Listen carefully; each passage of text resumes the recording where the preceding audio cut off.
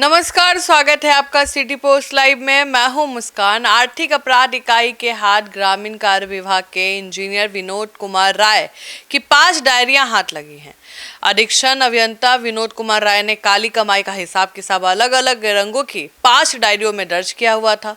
आपको बता दें, इन डायरियों में लेन देन का हिसाब दर्ज है। उनके पास से कई बैंकों के खाते, चेक बुक और हस्ताक्षर किए हुए ब्लैंक चेक भी बरामद हुए हैं। क्या है पूरा मामला, इस पर बातचीत करने के लिए हमारे साथ मौजूद हैं chief editor Shrikant Pratyush. Sir, क्या मुद्दा है सर? जो डायरी मिल रहे हैं 5 रंग का, क्या है वो?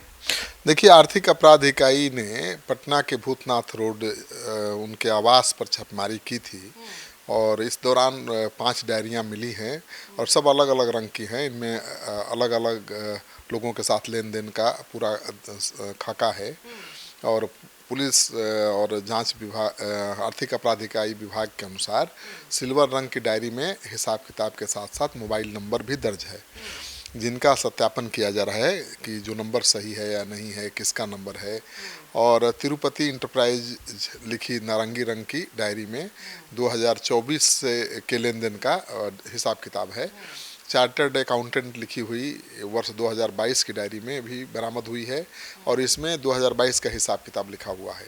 कॉफ़ी कलर होता है ना, कॉफ़ी कलर की भी एक डायरी मिली है और इसके अलावा लाल और काले रंग की 3 पेन ड्राइव भी बरामद हुए हैं, जिसके डाटा की जांच की जा रही है।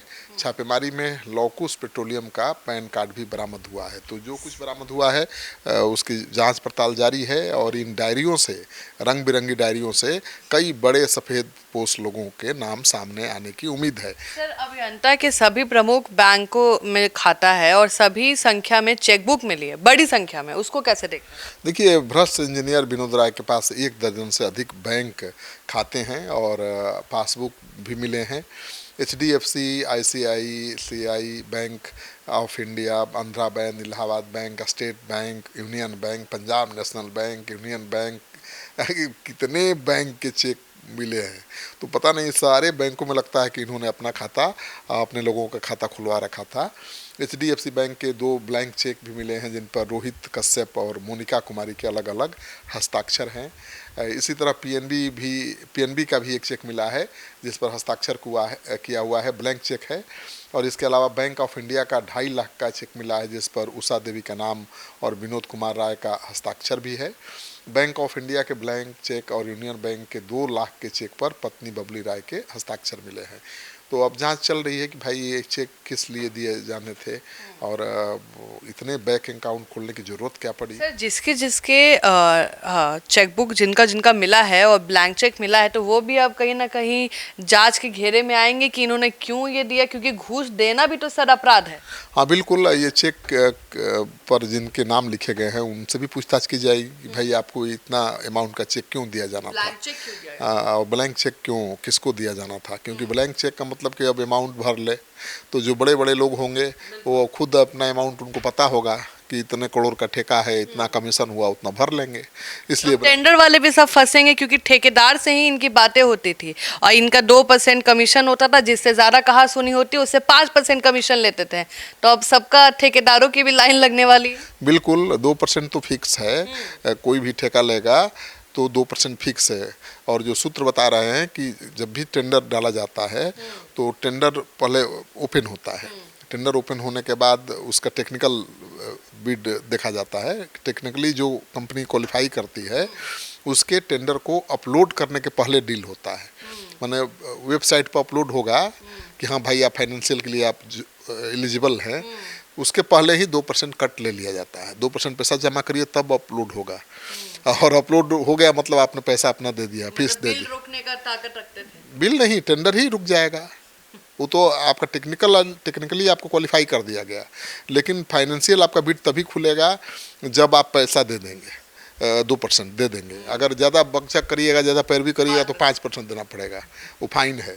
तो बिल्कुल सुनियोजित ढंग से ये रैकेट चल रहा था और एक मामूली अभियंता के घर या उसके पास 150 करोड़ की संपत्ति अगर है, जैसा कि जांच एजेंसी के सूत्र बता रहे हैं, तो ये बहुत बड़ी बात है ना भाई। तो इतना छोटा आदमी इतना बड़ा कांड कर दिया, तो बड़ा जो होगा वो कितना बड़ा कांड किया होगा। सर, इंजीनियर की 5 गाड़ियां मिली हैं जिनमें से 3 का एक ही नंबर है, 1 2 3 4। हाँ, ये वीआईपी नंबर है। ये इसके लिए अलग से पैसा लगता है। एक गाड़ी का 80,000 से 1 लाख रुपया, 2-2 लाख रुपया भी लगते हैं मन पसंद नंबर लेने के लिए। तो देखिए कितने वीआईपी थे। इंजीनियर हैं कहने के लिए तो 50,000 1 लाख रुपया का वेतन वाला कर्मचारी, और 5-5 गाड़ी रखे हुए हैं, और उसमें भी एकदम मनपसंद नंबर, एक ही वीआईपी नंबर रखा हुआ है। तो भ्रष्ट इंजीनियर घड़ियों और गाड़ियों का भी शौकीन था, ये पता चल रहा है। उसके पास से करीब 1 दर्जन महंगी कलाई घड़ियां बरामद हुई हैं। इनमें राडो, रागा, टाइमेक्स, फास्ट ट्रैक के साथ साथ स्विस मेड घड़ियां भी शामिल हैं। सफ़ेद रंग की इनोवा क्रिस्टा गाड़ी मिली है। सफ़ेद रंग का आईफोन कल्याण ज्वेलर्स का कस्टमर कार्ड मिला है। 5 गाड़ियों में 3 का नंबर जैसा बताया आपने 1 2 3 4 है। इसके अलावा कई जगहों पर ज़मीन खरीद के दस्तावेज मिले हैं। बैंक, बीमा, म्यूचुअल फंड में भी लाखों रुपए के निवेश पाए गए हैं।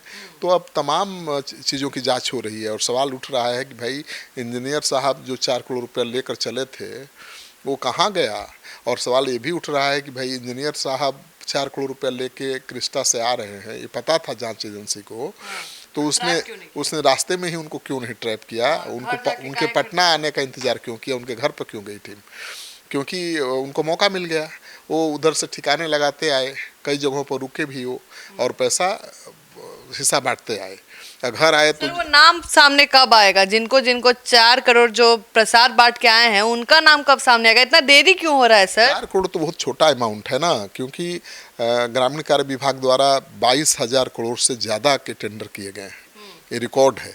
और 2% जोड़ लीजिए तो मतलब 550 करोड़ से ज़्यादा का कमीशन बनता है, 2% भी लेगा तो इस इंजीनियर के हिस्से कितना आया पता नहीं, लेकिन 4 करोड़ तो लेके आए होंगे। एक छोटा अमाउंट था, उन्होंने बांट दिया रास्ते में। सर, वो भी पकड़ाता तो सर बड़ी सफलता मिलती, वो भी इनके हिस्से की रकम कुल पकड़ी गई है।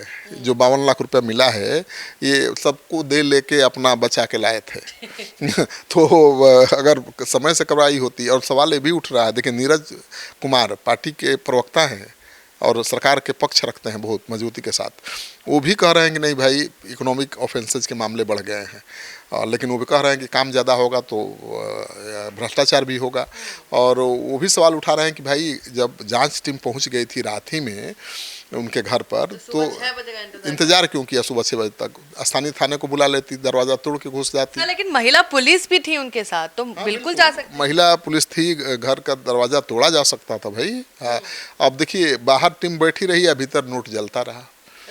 अब कोई कह रहा है कि 12 करोड़ का जला हुआ नोट मिला है, कोई कह रहा है कि 4 करोड़ जला दिया, कोई कह रहा है 10 करोड़ नोट जला दिया गया रात भर में।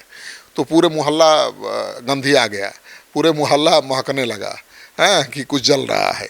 अब बाहर टीम बैठी रही, टीम को देखना चाहिए ना भाई हम बाहर बैठे हुए हैं, आज जलने का गंध आ रहा है, हवन हो रहा है, ऊपर हवन हो रहा है, स्वाहा नोटों का नोटों का स्वाहा हो रहा है। तो ये बड़ा चेहरा भ्रष्टाचार का सामने आया है। और अब देखिए और कौन कौन सी बड़ी मछलियाँ इसके जाल में फंसती हैं।